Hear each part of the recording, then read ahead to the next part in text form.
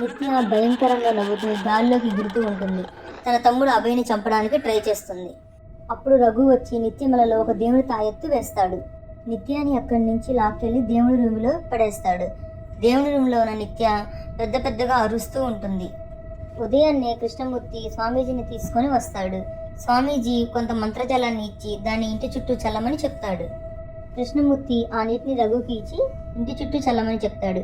అప్పుడు రఘు, సరే అన్నయ్య, మీరు ఇంక బయలుదేరండి అని చెప్తాడు. దానితో కృష్ణమూర్తి, తమ్ముడు మీరు కూడా రావచ్చు కదా అని అంటాడు. లేదన్నయ్య, కుదరదు అని చెప్తాడు రఘు. కృష్ణమూర్తి పిల్లల్ని తీసుకొని వెళ్ళిపోతాడు. సార్, అంతటితో కథ సుఖాంతమైనట్టేనా అని అడుగుతుంది. లేదు, అసలు కథ ఇప్పుడే మొదలైంది అని చెప్తాడు రఘు. కళ్యాణి రఘుతో, ఏమండి ఆ రోజు మీరు అక్కడికి ఎందుకు వెళ్ళారు అని అడుగుతుంది. ఆ రోజు నాకు భయంకరమైన కల వచ్చింది కళ్యాణి, కళ్ళదేసి చూసేసరికి ఆ చెట్టు దగ్గర ఉన్నాను అని చెప్తాడు. నాకు కూడా కల వచ్చి మెలకు వచ్చిందండి, అప్పుడు చూస్తే మీరు ఆ చెట్టు దగ్గర ఉన్నారు అని చెప్తుంది. కళ్యాణి అలా అనగానే వెంటనే రఘుకి ఏదో గుర్తొచ్చినట్టు లెగుస్తాడు. ఏమైందండి, ఎందుకు అలా లేచారు అని అడుగుతుంది కళ్యాణి.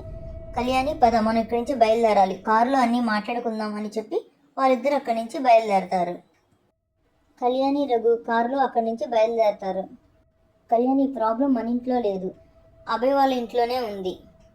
పిల్లలు ఇప్పుడు ప్రమాదంలో ఉన్నారు, మనం త్వరగా అక్కడికి వెళ్ళాలి అని చెప్తాడు రఘు. ఆ మాటతో కళ్యాణి కంగారు పడిపోతుంది. కళ్యాణి రఘులు కృష్ణమూర్తి ఇంటికి వెళ్ళి డోరుని కొడతారు. కృష్ణమూర్తి వచ్చి డోర్ని ఓపెన్ చేస్తాడు. అక్కడ చూస్తే రఘు కళ్యాణి ఉంటారు.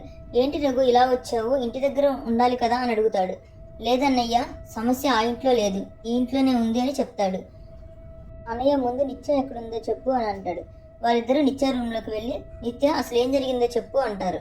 అప్పుడు నిత్య, బాబాయ్, నేను అమ్మ ఆత్మతో మాట్లాడడానికి ఒక స్వామీజీని కలిశాను, అప్పటి నుంచి ఇలా ప్రాబ్లమ్స్ స్టార్ట్ అయ్యాయని చెప్తుంది. ఆత్మతో మాట్లాడేంటి నిత్య, దీని గురించి నీకు ఎలా తెలుసు అని అడుగుతాడు రఘు. ఈ అమ్మ డైరీ ద్వారా తెలుసుకున్నాను బాబాయ్ అని చెప్తుంది నిత్య. అప్పుడు కృష్ణమూర్తి కోపంతో, దీనివల్ల అంత సమస్యలు వచ్చినాయి అని చెప్పి దాన్ని మంటల్లో కాల్చివేస్తాడు. రఘు నిత్యతో, ఈ సమస్యలన్నిటికీ కారణం నువ్వే అని అరుస్తాడు.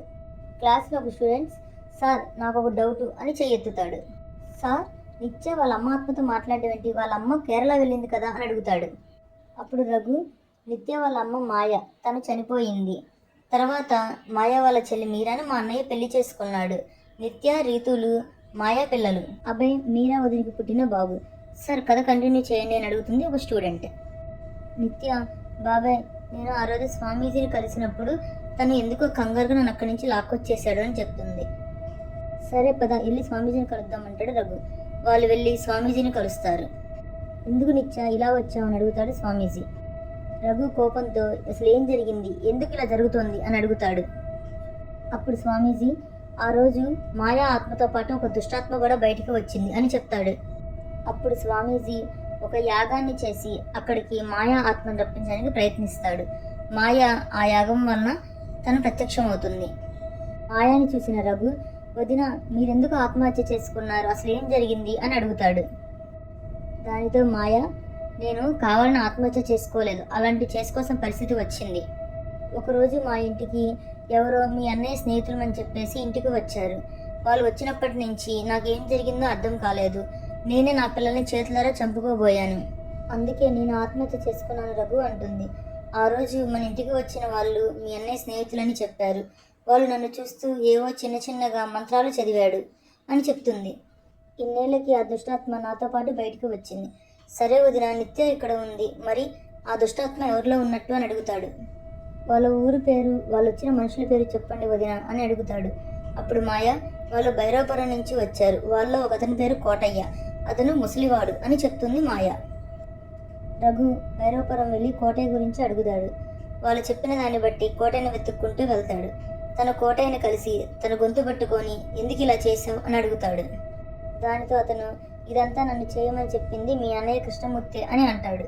అన్నయ్య చెప్పడం వల్లనే మీ వదిన మాయా మీద మంత్రప్రయోగం చేసి చంపాను అని అంటాడు. తర్వాత మీరాని పెళ్లి చేసుకునేలాగా చేశాను అంటాడు. మా అన్నయ్య ఇదంతా చేశాడా, నేను నమ్మబుద్ధి కావడం లేదు అని అంటాడు. నిజానికి కృష్ణమూర్తి నా కొడుకు, తనకి నా దగ్గర బతకడం ఇష్టం లేక హెడ్ మాస్టర్ అయిన మీ నాన్న దగ్గర ఉండాలని తనని వశీకరణ చేసి దత్తత తీసుకునేలాగా చేశాడు అని చెప్తాడు ఆ ముసలి వ్యక్తి. రఘు వెంటనే అక్కడి నుంచి ఇంటికి వెళ్తాడు. ఇంట్లో ఎవరి దుష్టాత్మ ఉందో తెలుసుకోవాలని వెళ్ళిపోతాడు. దుష్టాత్మ రీతును ఆవహించి ఉంటుంది. రీతు పెద్ద పెద్దగా అరుస్తూ ఉంటుంది. తన తమ్ముడు అభయ్ని గాల్లో లేపి చంపడానికి ప్రయత్నిస్తుంది. రఘుతో అప్పుడే అక్కడికి వచ్చిన స్వామీజీ నిత్య మీద మంత్రజలాన్ని చల్లుతాడు. దానితో తను కంట్రోల్ అవుతుంది. అప్పుడు మాయ అక్కడికి వచ్చి స్వామీజీ చెవిలో ఏదో చెప్తుంది. అప్పుడు స్వామీజీ ఎర్రటి నీటిని రీతు చుట్టూ పోస్తూ కృష్ణమూర్తిని రీతు పైన పెట్రోల్ పోసి అగ్గిపులు అంటించమని చెప్తాడు. కృష్ణమూర్తి, వద్దు స్వామీజీ, అలా వద్దు, మనం ఏదైనా ఇంకో మార్గం చూద్దాం, రీతుని చంపొద్దు అని అంటాడు. దాంతో రీతులో ఉన్న దుష్టాత్మ బయటకు వస్తుంది. రీతు కలుదిరిగి పడిపోతుంది. వెంటనే స్వామీజీ ఆ దుష్టాత్మని ఒక గాజు బాటిల్లో బంధిస్తాడు. రఘు, మీరు దీని గురించి భయపడాల్సిన అవసరం లేదు. ఈ ఆత్మని నేను బంధించేశాను. మాయా అని ఇలా చెప్పింది. రీతుని చంపబోతే దుష్టాత్మ బయటకు వస్తుందని. మేడ మీద రఘు కృష్ణమూర్తితో, ఎందుకు చేసావురా ఇదంతా అని అడుగుతాడు. వెంటనే తన అన్నయ్యను పట్టుకొని కొట్టి, ఎందుకు ఇదంతా చేసావు, మాయవతిని ఎందుకు చంపావు అంటాడు. అప్పుడు కృష్ణమూర్తి, నేను మంచిగా బతకాలనుకున్నాను, మీ మాయావతిని పెళ్లి చేసుకున్నాను, కానీ ఆస్తి తనది కాదు అని తెలిసిన తర్వాత తన చెల్లి మీరాని పెళ్లి చేసుకోవాలని మాయ అడ్డంగా ఉందని తన్ని చంపించేశాను అని చెప్తాడు.